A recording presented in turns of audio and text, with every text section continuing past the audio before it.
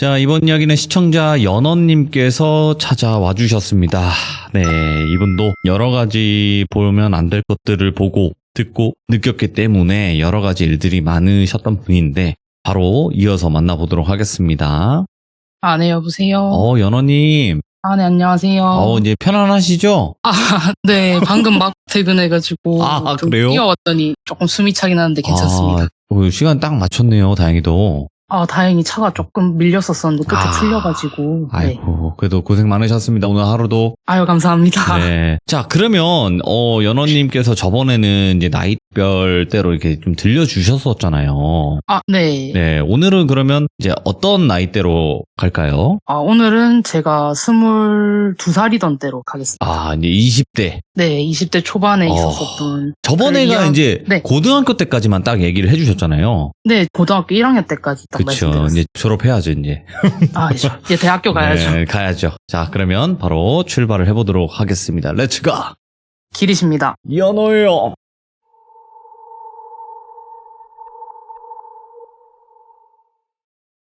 오늘은 일단 이야기를 제가 짧게 2개를 준비를 했는데 이제 때는 제가 대학교 3학년 아까 말씀드렸던 대로 22살이던 때였어요. 이제 저는 그때 당시에는 자취를 시작한 지 1년이 막 지나서 2년 차에 접어드는 나 혼자 산다 신인이었어요. 오. 제 첫 번째 자취방이 근데 제가 21살 아가야 때 구한 집이기도 하고 처음 구한 집이다 보니까 해도 안 되는 북향에다가 곰팡이도 피고 이제 보안도 하나도 안 되는 굉장히 안 좋은 집이었었어가지고 그 집에서 살면서 거기서도 좀 안 좋은 거를 본 적이 있고 또 도둑도 좀 들고 그러는 사소한 사건들이 좀 많았었어서 제가 이사를 이제 진짜 가야겠다 결심을 하고 22살이 되기 직전에 이사를 가게 돼요. 근데 대학가 원룸들은 대부분 1년 내내 항상 집이 차 있잖아요, 세입자로. 네. 그래서 그 집 주인분들이 집을 좀 안 보여주려고 하시더라고요. 왜냐면, 네, 아무래도 세입자가 있는데 마음대로 문 열고 들어와서 집을 보여줬다, 이런 소문이 나게 되면, 이제 다음 세입자를 구하는데 어려움이 좀 있을 수도 있으니까 좀 안 보여주려고 하셔서 제가 집을 한 번도 들어가서 보지는 못했었어요. 네. 근데 저는 제가 기운을 조금 느끼는 편이니까 발만 좀 이렇게 디뎌서 집 앞만 이렇게 보면은 어떤 집인지 대충 알 수 있어서 제발 현관이라도 보고 싶은데 생각을 해도 집주인분들이 너무 강경하셔서 이제 제가 생각을 했던 게 월세는 삶의 질과 비례하잖아요, 보통. 예. 네, 저는 그래서 그냥 에라 모르겠다 하고 그 동네에서 월세가 한 탑 5 안에는 들 것 같은 집을 덥석 계약을 합니다. 아마 전 집에서 제가 이제 또 한참 귀신을 안 보다가 갑자기 다시 보게 됐던 거여가지고 좀 충격을 먹었었던 게 작용을 했었던 것 같아요. 그래서 도둑도 좀 들었었고 해서 1층도 보안이 되게 잘 돼 있고 학교도 가깝고 이제 방도 한 10평대에 제 주변에 선배가 살았었었는데 되게 괜찮았어 라는 얘기를 저한테 해주셔가지고 이제 그 집으로 이사를 가게 됐어요. 그렇게 이삿날이 되고 이제 이사를 하게 됐는데 이삿날이 제가 처음 집을 보는 날이었거든요. 그래서 문을 이렇게 끽 열고 들어가니까 발을 딱 들이는 순간 알겠는 거예요. 벌건 대낮인데도 이 집 월세만 비싼 빛 좋은 개살구구나. 이 집도 전에 집이랑 조금 비슷하네? 이 생각이 들면서 썩 느낌이 좋지는 않은 거예요. 근데 뭐 크게 막 못 살 것 같을 정도로 기운이 느껴지지는 않았고 집은 그래도 전에 집보다는 훨씬 깔끔하고 넓고 좋으니까 뭐 그냥 살아보자 하고 살기로 했어요. 그리고 사실 제가 직업이 옛날에 과외 선생님이었어가지고 여러 집을 진짜 많이 다녀봤거든요. 근데 항상 딱히 그렇게 기분이 좋은 집은 잘 없었어요. 10개 중에 하나? 이렇게 있으니까 뭐 어쩔 수 없지 뭐 하고 이제 살기로 했는데 첫날 집에 들어설 때 진짜 뭔 일이 하나 터질 것 같은데 라는 느낌이 분명히 들었었는데도 불구하고 그냥 가끔 좀 기분이 쎄하다? 아니면은 혼자 집에서 이렇게 씻고 있는데 누가 문을 이렇게 쿵쿵쿵 제 화장실 문을 두드리는 일 정도? 제 기준에서는 좀 사소한 일 외에는 별다른 일이 없었어가지고 처음에 느꼈던 것보다는 생각보다 좀 약하네 하고 그냥 살고 있었어요. 그래서 그 집은 이제 다른 건 크게 문제가 안 됐는데 딱 하나 문제가 됐던 게 바로 월세였던 거죠, 이제. 현실 공부다. 대학교 3학년한테 매달 33만 원은 꽤 큰 돈이거든요. 네. 공과금도 그 당시에 그 집이 좀 많이 나오는 편이어가지고 그게 항상 고민인 채로 제가 1년 가까이를 허덕이면서 살다가 요 집은 돈 때문에 제가 떠나야겠다 결심을 하고 그때 당시에 되게 친했던 언니가 복학을 하겠다라고 해서 그 언니랑 그럼 같이 동거를 할래? 하면서 집을 새로 구하고 이제 새 집으로 이사를 3주 정도 남겨놓은 상태에서 이 집에서 터질 것 같았던 일이 터지면서 정이 완전히 떨어지는 사건이 생겼거든요. 이제 꿈을 하나 제가 꾸게 돼요. 그날도 그냥 평범하게 알바 퇴근하고 집에 와서 씻고 이렇게 잠이 들었는데 꿈속에서 제가 그때 당시에 살고 있었던 그 자취방에 앉아 있었어요. 책상 앞에. 방에 불은 전부 꺼져 있고 책상 위에는 스탠드에만 이렇게 불이 켜져 있는데 책상 위를 가만 보니까 건담 프라모델 같은 되게 간단하게 조립할 수 있는 그런 느낌의 프라모델이 책상 위에 놓여져 있는 거예요. 뜬금없이. 오? 근데 꿈속에서 왠지 이거를 조립해야 될 것 같다라는 생각이 들어서 제가 그거를 하나하나 이렇게 또각또각 조립을 하고 있는데 프라모델을 반쯤 조립했을 때쯤에 한 4년 전 일이기는 해요. 근데 그 일이 저한테는 좀 많이 충격적이었어서 제가 귀신은 얼굴이 안 보인다고 했잖아요. 그래서 상황이나 대사 같은 건 좀 자세히 묘사할 수 있는데 한 10살 내지 11살 정도 돼 보이는 얼굴이 살짝 푸른기가 있는 바가지 머리를 하고 나그랑 티셔츠를 입은 남자아이가 제 옆에 어느 순간부터 다가와서 되게 천진난만하게 웃으면서 서 있는 거예요. 근데 꿈속에서도 제가 여긴 내 집인데? 생각을 하면서 제가 넌 누구야? 하고 말을 거니까 남자애가 제 질문은 대꾸도 안 하고 갑자기 다짜고짜 누나 우리 아빠 온대 빨리 나가 이러는 거예요. 근데 제가 겁은 많아도 좀 한성격 하거든요. 그래서 순간 욱해가지고 이거 월세 내는 거에 보태준 것도 없으면서 제가 안 그래도 맞지. 월세 때문에 예민하니까 예. 아빠고 나발이고 네가 뭔데 나가란 말아야? 이 생각이 들어서 싫어? 안 나가? 내 집이야? 이러면서 제가 무시하고 그냥 묵묵히 프라모델을 마저 조립을 했어요. 그러니까 계속 남자애가 옆에서 징징거리는 거예요.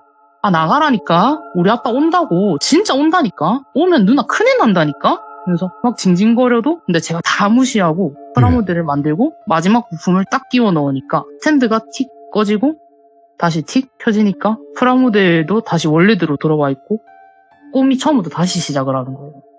그러고 저는 다시 그거를 조립을 하고 그걸 반쯤 만들면 남자애가 나타나요. 그럼 또 저보고 나가라고 하고 저는 싫다고 하고 모든 내용이 똑같이 흘러가는데 딱 하나 다른 게 뭐냐면 남자애가 멘트가 계속 바뀌어요. 처음에는 권유형이었는데 좀 짜증도 냈다가 저를 회유도 했다가 화도 냈다가 하더라고요. 누나 우리 아빠 온다니까? 아 나가는 게 좋을걸? 누나 진짜 씨발 내 말을 왜 안 믿어줘? 우리 아빠 오면 누나 진짜 X된다고. 누나가 나가주면 아빠가 누나 봐도 아빠한테 누나 죽이라는 말은 안 할게. 응? 뭐야?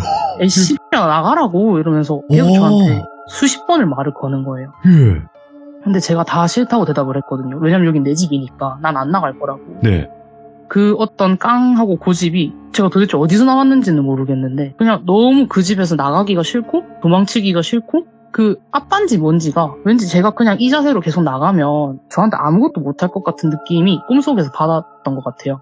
제가 계속 기싸움이다. 그러니까 마지막에 남자애가 저는 그때 건담도 조립을 안 한 상태인데 꿈이 시작을 하자마자 저한테 터덜터덜 걸어오더니 다 내려놓은 목소리로 누나 이제 우리 아빠 왔다 어떡할래? 라고 말을 하는 순간 제 집 현관문을 누가 미친 듯이 흔들면서 제가 그 소리에 너무 놀라서 꿈에서 깼어요. 꿈에서 깨고 눈을 뜨고 이제 방 안을 살펴보니까 아침이었었는데 해가 방 안에도 다 들어오고 있었고 그러고 12월이었는데 제가 등 전체가 땀으로 다 젖은 거예요. 예. 그래서 이제 꿈에서 너무 놀랐으니까 그 자세 그대로 그냥 일어난 채로 그냥 그대로 누워 천장을 이렇게 멍하게 보고 있는데 그냥 진짜 너무 심한 악몽이었다. 간만에 이렇게 무서운 꿈을 꿨네 하면서 멍하게 있는데 갑자기 제 침대 밑 제가 이제 깔아놓은 이불이 방금 막 빨래하고 꺼내갖고 깔아놓은 이불처럼 축축하고 몸에 이렇게 눌러붙는 것 같은 그런 기분이 들기 시작을 해서 하는 순간에 가위에 눌리는 느낌이 확 드는 거예요. 그래서 제가 이게 대낮인데 눌려본 건 처음이어가지고 눈만 이렇게 굴리면서 가위 눌렸다 어쩌지? 방금 그런 꿈도 굴렸는데 가위까지 눌리고 미치겠네 하면서 이제 벌벌벌 떨고 있는데 예. 시간이 체감상 한 3분? 5분? 그 정도가 지나도 아무 일도 안 일어나는 거예요. 빌드업이 너무 무서웠던 거에 비해서. 제가 평소에 눌리는 가위들은 진짜 눌리는 순간부터 지옥이 시작이란 말이에요. 그래서 근데 이 가위는 너무 평온하고 대낮이고 하니까 제가 점점 겁이 없어져가지고 예. 손가락을 좀 이제 까딱 움직이면서 가위를 좀 풀어보려고 움직거리고 있었어요. 그래서 제가 약간 이제 조롱의 의미 같은 거를 담아서 항상 가위에 눌리면 왼손 중지를 움직이는 버릇이 있거든요. 그래서 그때 제가 이렇게 왼손 중지를 아래로 이렇게 움직이고 있었는데 되게 차갑고 말캉말캉한 애기 손? 예. 네, 같은 게 제 손가락을 이렇게 싹 감싸지는 거예요. 움직이지 말라고. 그러고 누가 제 왼쪽 귓가에다 대고 계속 수근수근 뭐라고 말을 하는데 이제 뭐라고 하는지는 하나도 모르겠고 뭐라 하는지 안 들리는데 그냥 계속 그러다가 제 귀에다가 바람을 갑자기 푹 하고 부는 거예요. 근데 그 바람이 귀 안에 이렇게 들어오면은 그 막 입김 섞인 것 같은 그 눌러붙은 바람이 이제 막 귀 털까지 다 들어온 느낌이 들잖아요. 소름이 너무 싹 돌아가지고 시선을 못 돌리고 이제 왼쪽에서 바람을 불었으니까 제가 최대한 이제 오른쪽으로 눈을 돌리고 이렇게 떨고 있었는데 그 계속 소근거리던 뭔가가 제 귀에 이렇게 슥 가까이 더 오는 게 느껴지는 거예요. 입김을 분 다음에. 그러고 나 그러게 나가라고 했지. 그러고 제 손을 두둑하고 뒤로 꺾었는데 제가 바로 기절을 했어요. 그러고 눈을 뜨니까 다행히 손은 멀쩡하고 알바 갈 시간이 다 됐었어가지고 이제 알바가 늦으면 안 되는 알바여가지고 상황 파악이고 뭐고 일단 준비를 해서 알바하는 곳으로 이렇게 뛰어갔어요. 근데 일단 일은 하러 갔는데 이제 아침에 있었던 일이 저는 너무 무서우니까 하루 종일 좀 의욕이 안 사는 거예요, 사람이. 그리고 제가 또 학원에서 일을 했었어가지고 이제 그 꿈속에 남자의 또래 애들이 제가 가르치는 애들이니까 좀 보고 있으면은 기분도 좀 요상하고 그날따라 좀 일도 설렁설렁하고 표정이 안 좋으니까 이제 원장 선생님이 저를 부르시는 거예요, 원장실로. 그래서 이제 연어쌤 무슨 일 있어? 라고 하시는데 이제 저희 원장 선생님이 중년 여성분이신데 되게 나긋나긋하시고 또 잘 챙겨주시고 평소에 고민 같은 것도 되게 잘 들어주시는 어른이셨거든요. 그래서 제가 저 오늘 이런 꿈을 꾸고 또 아침에 좀 이런 일이 있었어요 라고 얘기를 하니까 선생님 표정이 좀 안 좋으신 거예요. 그래서 쌤 내가 집에 잠깐만 다녀올게 하시고는 이제 댁이 그렇게 멀진 않으셨는데 댁에 잠깐 갔다 오시고 저한테 지퍼백 같은 거를 건네주시는 거예요. 그래서 받아서 이제 열어보니까 쑥향이 이렇게 싹 나는 거예요. 그래서 이게 뭐예요? 하고 여쭤보니까 이제 쑥에는 부정한 기운을 태우는 효능이 있다고 오늘 집 가자마자 창문 닫고 불에 안 타는 그릇에다가 쑥을 넣고 불을 피워갖고 연기를 이제 방 안에 좀 채워서 몇 바퀴 돈 다음에 싹 환기를 시켜라 라고 얘기를 해주시는 거예요. 근데 제가 예전에 좀 어렸었을 때에 자꾸 이런 것들을 보면서 조금 힘들어하니까 절에 다니던 시절이 있었어요. 스님한테 이제 그런 비방법들을 좀 배운 적이 있었어가지고 제가 좀 들어본 적이 있고 일리가 있는 말이어갖고 알겠습니다 하고 제가 지퍼백을 챙겼어요. 선생님도 예전에 자기도 그런 일을 겪어본 적이 있다라고 하면서 얘기를 해주시는 게 제가 뭐 하나 좀 여쭤볼게요. 꿈에서 저희 문 열어주면 안 된다는 이야기 들어보신 적 있으시죠? 많이 있어요. 많아요. 그쵸. 근데 꿈에서 누가 찾아와갖고 저한테 도망가라고 나가라고 하면 저희가 뭘 열고 나가야 될 것 같아요? 문을 열고 나가야 되잖아요. 예. 저희가 그러면은 이것도 다른 존재한테 문을 열어주는 거하고 다를 바가 없대요. 맞네. 제가 제 힘으로 문을 열고 나간 거니까. 꿈속에서 찾아온 그 귀신 같은 존재들은 자기 힘으로는 문을 열 수가 없어서 어떨 때는 밖에서 열라고 소리를 치거나 아니면 안에서 도망가라고 소리를 친대요. 문을 열 수 있게. 제가 문을 여는 게 목적이니까. 그래서 이제 그 선생님이 추측하시기로는 아빠라고 부른 그게 아마 큰 귀신이고 이제 문을 열어주지 않으면 그런 큰 귀들은 들어올 수가 없으니까 예. 그 작은 남자애는 아들이 아니라 잡귀일 거다. 큰 귀신이 작은 잡귀를 시켜가지고 문을 열게 해서 이제 쌤을 어떻게 하려고 했던 게 아닐까 싶다 이런 말씀을 하시는 거예요. 그 말을 듣고 나니까 예. 와 어젯밤에 왜 그렇게까지 남자애가 저한테 악을 쓰면서 욕을 했는지 알겠는 거예요 뭔가. 그래서 너무 무섭고 일리가 있는 말이니까 어떡하지 하고 있으니까 선생님이 또 저를 보시면서 오늘 자기 전에 침대 밑에 칼 두고 자요 이러는 거예요. 칼은 좀 무섭잖아요. 솔직히 칼이라는 것 자체가 좀 단어조차도 무섭잖아요. 그래서 제가 칼은 왜요? 하고 여쭤보니까 이제 칼은 또 두고 자는 게 가위 눌림 같은 걸 예방하는 비방으로 자주 쓰인다고. 네, 선생님은 가위를 자꾸 눌려서 침대 밑에 칼을 두고 자니까 좀 괜찮았던 적이 있다라고 말씀을 하시는 거예요. 그래서 네 알겠습니다 하고 퇴근하고 이제 집으로 왔어요. 근데 이런 얘기도 막 다 들었고 하니까 솔직히 진짜 집에 가기가 싫었는데 다음날 또 학교도 가야 되고 또 출근도 해야 되고 그 당시에 이제 친했던 친구들이 다 코로나 때문에 휴학을 해서 제가 마땅히 가서 잘 곳도 없는 거예요. 혼자 숙박업소로 가는 건 또 더 무섭기도 하고 하니까 일단 집으로 돌아가서 집에 가자마자 이제 받아온 쑥을 일단 시키신 대로 다 제가 한번 돌리고 이제 평소에 잘 안 쓰던 묵주도 꺼내고 막 제 머리 맡에 두고 이제 온갖 센쇼를 다 했는데 이게 문제인 게 이제 칼이 문제인 거예요. 집에 가기 전까지도 칼은 좀 찝찝해가지고 걔가 계속 카페에 앉아서 찾아봤는데 생각보다 칼을 두고 자라는 말이 꽤 많은 거예요. 그래서 선생님 말대로 한번 넣고 자보자. 지금 찬물 더운 물 가릴 때가 아니다 싶어가지고. 근데 이제 다른 문제가 생긴 게 그때 자취방에 옵션 침대가 이렇게 들어가 있었는데 일체형 침대가 있었거든요. 합판으로 다 덧대져 있어가지고 침대 밑이 없는 침대 있잖아요. 그런 느낌이어가지고 이게 칼이 안 들어가는 거예요. 이제 자취생이니까 과도 이런 건 또 없고 그냥 무식하게 식칼 하나 덜렁 있었는데 이제 칼 자루가 너무 두꺼우니까 침대 밑에는 날만 들어가고 칼 자루에서 턱턱 걸려갖고 안 들어가지는 거예요, 칼이. 그래서 어떡하지? 베개 밑에 두고 잘까 생각도 해봤는데 제가 그때 당시 칼로 좀 요리를 하다가 손을 좀 크게 다쳤었어가지고 그거는 또 좀 너무 현실적으로 무서우니까 어떡하지 하다가 그냥 칼 하나 버린다 생각을 하고 커터칼도 칼이니까 커터칼을 갖고 와갖고 이제 손도 침대 밑에 안 들어갈 정도로 틈이 좁았거든요. 그래서 침대 밑에다가 저희 표창 던지듯이 이렇게 툭 밀어놓고 이걸로 될까 하면서 좀 불안하고 무섭기도 한데 일단 잠에 들었어요. 근데 생각보다 불안했었던 마음하고는 다르게 진짜 개운하게 일어난 거예요. 또 전날에 잠을 설쳤으니까 좀 푹 잤나 봐요, 사람이. 그래서 막 햇살 속에서 기지개도 좀 피고 진짜 완전 푹 잤네 이러면서 원장님 이 방이 통했는갑다 하면서 누워서 휴대폰도 좀 하고 태블릿으로 유튜브도 좀 보고 하다가 이제 화장실에 가고 싶어지니까 침대 아래로 발을 이렇게 툭툭 내려서 몸을 딱 일으키려고 하는데 발에 뭐가 챙그랑 하면서 걸리는 거예요.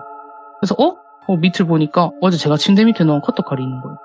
근데 제가 침대는 일체형이어서 칼자루도 안 들어가니까 안에 던져 넣었댔잖아요. 그러니까 그게 긴 꼬챙이나 옷걸이 같은 걸로 안 꺼내면은 꺼낼 수가 없는 건데 제가 자다가 일어나서 그걸 꺼냈을 리는 없고 일단 저는 그런 적이 없으니까 그래서 이게 어떻게 침대 밖으로 나와 있는 거지? 생각이 딱 드는 순간부터 걔가 꺼냈는갑다 싶은 거예요. 그래서 손이 벌벌벌 떨리다가 그냥 그때는 제가 12월인데도 뭐 겉옷 같은 거 입을 생각도 못하고 그냥 휴대폰만 손에 쥐고 슬리퍼 신고 집을 뛰쳐나왔어요 일단. 근데 제가 살던 원룸이 이제 집 밑에 편의점이 있었거든요. 근데 제가 살던 집이 편의점 바로 위층 2층이었고 편의점이 1층이었는데 제가 일단 그 편의점으로 도망을 쳤어요. 또 나오니까 너무 추워가지고. 그래서 편의점에 그 삼각김밥 같은 거 먹을 수 있는 의자가 있었어가지고 이제 거기 앉아갖고 가만히 있는데 지금 와서 생각을 해보면은 딱 그 바로 위가 제 집이에요. 근데 이제 그때는 그 생각을 못 했었는데 이제 제 머리 정수리 쪽에서 앉아갖고 심장을 달래고 있는데 위에서 또 누가 막 말을 하는 거예요. 엄청 작은 소리로 들리니까 처음에는 편의점 안에 떠드는 사람이 있는 건가 싶어가지고 막 주위를 둘러봤는데 저하고 알바밖에 없어요, 편의점 안에는. 그래서 나 잘못 들었나, 방금 너무 놀래갖고 잘못 들었는가 보다 하고 다시 고민을 좀 하고 있는데 또 제 머리 위에서 누가 전날 꿈처럼 말을 막 하기 시작하는 거예요. 그래서 그 카운터에 있는 알바분만 제가 이렇게 쳐다보고 있었는데 그 소근소근 소리가 점점 커지더니 뚝 끊기고 제 정수리 위에 한기가 이렇게 뚝뚝 떨어지는 느낌이 드는 거예요. 차가운 물방울 같은 게. 그래서 이게 뭐고 하고 있는데 누가 제 정수리 바로 위에서 어린 남자의 목소리랑 그 굵은 남자 목소리가 섞여서 그 노래방 에코 우리 마이크 이렇게 갖다 대면 웅웅거리는 소리로 야 재밌다 또 해봐 이러는 거예요. 그때는 이제 제가 기절을 안 했는데 머리가 되게 빠르게 돌아가가지고 망했다 안 되겠다 이 집은 이제 더 지내면 안 되는 집이다. 내가 오늘 저 집 들어가서 하룻밤 더 자면 오늘 밤에 뭔 일이 난다 싶어가지고 제가 이제 바로 일어나서 도망을 쳤어요. 또 뭐 한겨울이기는 해도 이제 학교 운동장까지 도망을 가가지고 서 있으니까 좀 나아갖고 이렇게 하다가 거기서 바로 이사 가기로 한 새 집주인분한테 전화를 드렸어요. 제가 전 집에서 좀 안 좋은 일을 하나 겪어갖고 혹시 돈을 좀 더 드리더라도 혹시 오늘 내일 중에 이사가 되겠냐, 제가 이사 갈 집이 빈집이라고 들었다 하니까 그 할머니 분이셨었는데 저보고 월세도 안 줘도 된다고 어차피 빈집이라고 와도 된다고 하시는 거예요 오늘 당장. 그래서 제가 그날 바로 이렇게 짐을 싸들고 새 집으로 이사를 가면서 그 집에 대한 어떤 비하인드 스토리는 제가 알아내지를 못했는데 네, 귀신을 그 집에서 봤다라는 얘기가 안 나오는 걸 보면 제가 좀 꼬이는 체질이라 갖고 그런 일이 있었던 게 아닐까 하면서 이제 그 집에서의 일은 끝이 났습니다. 대부분이 귀신을 못 봐요, 연호님. 그쵸. 그래서 보고 싶어 하는 사람들이 많은 거예요. 맞아요. 아마 제가 조금 보는 걸 아니까 네, 괴롭히려고 좀 붙는 게 아닐까. 그렇죠. 이게 사람이 반응이 있어야 또 건드리잖아요. 그래야 또 재밌으니까. 그렇죠. 근데 이제 대부분은 아는데 연호님 딱 들어오시자마자 이거 나 건드릴 수 있겠다라는 게 또 귀신들은 아니까. 네, 겁도 많고 반응도 재밌고. 야, 그러면 이번 첫 번째 이야기도 정말 섬뜩하긴 했는데 두 번째 이야기는 또 뭐예요? 두 번째 이야기는 저희 어머니 이야기인데. 네, 이거는 제가 겪은 일은 아니고 제가 훨씬 태어나기 이전에 있었었던 되게 짤막한 이야기인데 하나 잠깐 들려드릴게요. 저희 어머니는 20대 초반에 제 나이 때, 이제 제가 아까 그 가위 눌렸었던 그 나이 때에 미술 공부를 하시려고 일본 도쿄로 한 3, 4년 정도 유학을 가셨었어요. 그때 일본 도쿄가 무슨 동네인지는 제가 잘 모르겠는데 일본을 가본 적이 없어가지고 그래도 어머니 말씀으로는 일본 젊은 층들 중에서도 좀 사는 편에 속하는 그런 사람들이 사는 동네에서 사셨었다고 하시더라고요. 일본은 근데 저희 이제 짱구나 일본 만화 같은 거 보면은 대부분 복도식 저층 맨션이거나 주택이잖아요. 네, 맞아요. 네, 그래서 저희 어머니도 그 맨션촌에 사셨었대요. 그 짱구에 나오는 와르르 맨션 같은 맨션촌에 사셨었는데 이제 맨션 여러 개가 정갈하게 줄지어져 있는 그런 동네에 맨션 1층 집에서 언니 2명하고 같이 자취를 하셨었는데 어머니가 그 집 문을 열면 바로 앞에 낮은 담벼락이 하나 있고 그 건너에도 맨션이 하나 더 있었대요. 근데 그 맨션은 새로 리모델링한 지도 얼마 안 된 신축 맨션이었는데 처음 집을 보려고 이 동네로 오셨었을 때도 저 집부터 보여주면 안 되냐, 저 집 너무 깔끔하고 마음에 든다, 외관이 했는데 부동산 업자분이 아, 저 집은 집주인이 현재 내놓지 않은 집입니다 라고 하셔서 예. 아쉽지만 어쩔 수 없지 하고 포기를 하셨었대요.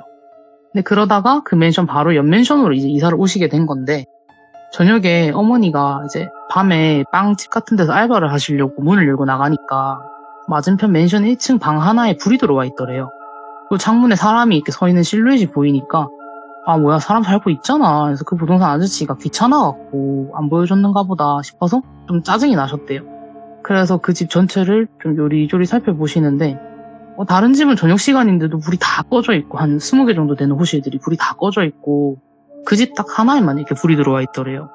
처음에는 그냥 그런가 보다 했는데 다음 날도 다음 달도 계속 딱 그 한 집만 불이 들어와 있고 다른 곳에는 사람이 살지를 않는지 인기척조차도 안 느껴지더래요. 그래서 어머니는 아 진짜 임대를 안 했나 보다. 1층은 집주인이 사나 보다. 근데 아까 되게 비싼 동네라고 했잖아요. 그래서 이 비싼 동네에서 저 멀쩡한 맨션을 왜 임대를 안 내놨을까? 뭐 법적으로 문제가 있나? 뭐 이런 생각들만 하시면서 그냥 넘어가셨대요. 그래도 근데 가끔은 어떨 때는 창문 밖으로 이제 창문하고 집 사이 거리가 가까우니까 일본은 말소리 같은 게 막 새어 나오는데 젊은 남녀 한 6, 7명 정도가 막 대화도 나누고 시끄럽게 떠들고 파티를 하는 것 같은 웅성웅성 소리가 들리기도 해가지고 좁은 집에서 파티를 하는 생각이 들면서도 뭐 어차피 저 맨션에 혼자 사시니까 적적해서 사람 불러서 노시는갑다 생각을 하고 그냥 넘어가셨대요. 근데 어머니가 이제 일본 생활을 좀 하시고 시간이 한 반년 정도 흘렀는데 어머니랑 되게 친한 친구분이 계세요. 저는 이제 너무 친하시니까 이모라고 부르는데 이제 이모가 어머니한테 나도 일본 유학 생활을 하고 싶다라고 선언을 하신 거예요. 그분도 그림을 하셨어가지고. 그래서 어머니가 사시는 동네에 집을 보러 오시겠대요. 근데 어머니는 이미 언니 2명하고 1년 동안 같이 살기로 약속을 했으니까 이모가 그럼 일단은 나 혼자 살게. 일단 집을 알아볼게 하고 일본에 오신 거예요. 여기서부터는 이모가 겪으신 일인데 네. 이모가 부동산 업자랑 집을 보러 다니는데 어머니가 보내주신 주소가 있으실 거 아니에요. 네, 그래서 부동산 업자한테 얘기를 하니까 이 맨션은 안 비었는데 그 앞에 맨션이 이제 세를 좀 놓기 시작을 했는데 한번 보시겠어요? 라고 얘기를 했대요. 예. 그래서 이모가 한번 볼게요 하고 이제 그곳에 가니까 어머니 집 바로 옆집인데다가 맨션도 어머니도 처음에 마음에 들었을 정도로 되게 깔끔하다고 했잖아요. 그래서 첫인상이 너무 쏙 마음에 들어가지고 이모가 바로 그 자리에서 그 부동산 업자분한테 제가 다리가 좀 불편해서 그런데 1층 집을 좀 볼 수 있겠냐라고 말씀을 드렸는데 업자가 1층은 절대 안 된다. 집주인분이 세를 안 내놓으셨다. 2층만 가능하다 해가지고 일단 집 구조는 한번 보자 싶어서 2층으로 올라가셨대요. 근데 일본은 저희 그냥 와르르 맨션을 다 생각하시면 되는데 그 계단이 철로 된 계단이잖아요. 그 구멍이 이렇게 뽕뽕 뚫린. 그래서 그런 계단을 텅텅 밟으면서 이렇게 올라가고 계셨는데 한 중간쯤 이렇게 올라갔을 때 그때가 이제 도쿄의 여름이었었어가지고 이모가 샌들이랬나 슬리퍼랬나 아무튼 그런 거를 신고 계셨대요. 그래서 집 올라가는데 갑자기 발목이 거기만 딱 온도가 바뀐 것처럼 서늘하더래요. 도쿄는 여름이 엄청 덥기 때문에 그럴 리가 없는데 싶어갖고 발부분을 딱 쳐다보니까 그 철로 된 계단 중간에 그 비어있는 틈에서 어떤 되게 비쩍 말라갖고 핏줄이 다 보이는 하얗고 가느다란 손목이 나와서 이모 발목을 이렇게 얌전하게 잡고 있더래요. 예. 그래서 이모가 순간 온몸이 딱 굳어가지고 그 계단하고 계단 틈 사이를 계속 쳐다보니까 처음에는 그 손목만 계속 보였대요. 아무것도 안 보이고. 근데 그 높이가 사람이 서 있을 수가 없는 높이인데 처음에는 손목만 보이던 게 그 다음에 발목이 보이고 어깨가 보이고 목선이 보이더니 천천히 점점 시야가 넓어지면서 어떤 긴 머리를 산발을 한 여자가 근데 머리는 너무 산발이어서 얼굴은 자세히 못 봤는데 살짝 웃은 입꼬리가 눈에 바로 들어오더래요.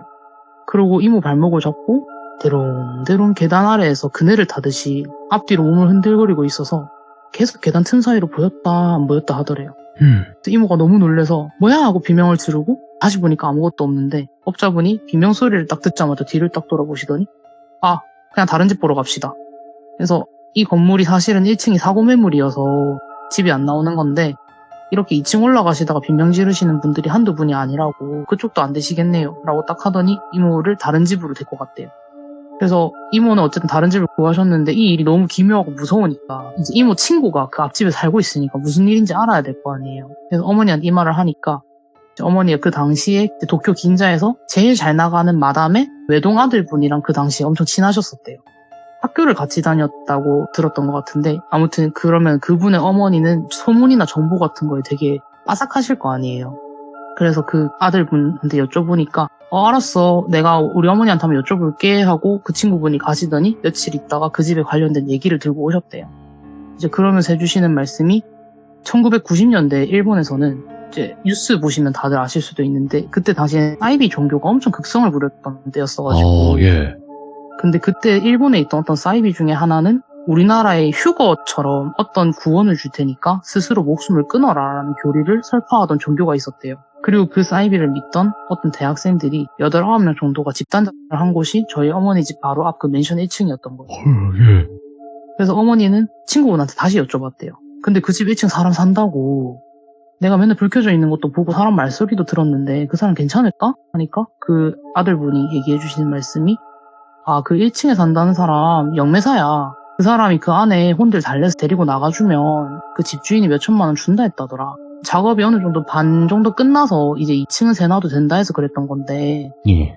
그 자꾸 계단에서 사람들이 귀신을 본다 해갖고 그 집이 새가 안 나간다고 그렇게 얘기를 했대요. 그래서 어머니는 그 얘기를 다 듣고 아 그러면 내가 들었었던 그 젊은 남녀들이 떠드는 소리가 그 사람 집에 놀러 온 사람들의 소리가 아니라 그 집에서 집단 자살한 대학생들 여러 명이 내는 소리였을 수도 있겠구나 생각을 하시면서 그때 이후로는 문 여실 때마다 그 맨션을 안 쳐다보시고 바닥만 지나가셨다고 하시더라고요. 네, 이야기는 여기까지입니다. 야, 아니, 그런 큰 사건이 있었으면 사실상 좀 그런 거를 느끼실 수도 있었겠다는 생각이 드네요. 네, 아무래도 너무 많은 분들이 희생되신 장소다 보니까 그죠? 야. 그랬던 게 아닐까. 연어님 저번에 참여하실 때보다 굉장히 훨씬 더 자연스러워진 거는 제 기분 탓인가요? 조금 긴장이 살짝 덜 되네요. 안 되죠, 솔직하게 이제. 아, 약간 되죠. 제가 봤을 때는 안 되시는 것 같고, 이게 원래 연어님이시겠구나라는 생각이 좀 드네요. 다음엔 더 긴장 안 하고 잘해보겠습니다. 너무너무 잘 들려주셨고요. 저희가 이 귀신이라는 그런 존재에 관련된 이야기를 들을 때 말씀해 주시는 분들의 그런 스타일에 따라서 상상도가 좀 많이 달라지긴 하는데 굉장히 상상을 잘 할 수 있도록 설명을 잘 해주셔서 더 무서웠던 이야기가 아니었나 생각을 합니다. 감사합니다. 네, 감사드리고 고맙습니다, 연어님. 네, 감사합니다. 네. 자, 여러분들, 연어님께서 느끼고 싶지 않고 보고 싶지 않아도 어쩔 수 없이 1편의 이야기에서 그랬듯이 귀신을 조금 느끼고 볼 수밖에 없는 분이시기도 하거든요. 근데 이제 이런 일들을 겪다 보니까 또 여러 가지 이야기들이 아마 많이 있으신 것 같습니다. 그래서 그 이야기들도 차차 풀어주신다고 하니까 꼭 여러분들도 많은 응원 부탁드리도록 하겠습니다. 감사합니다.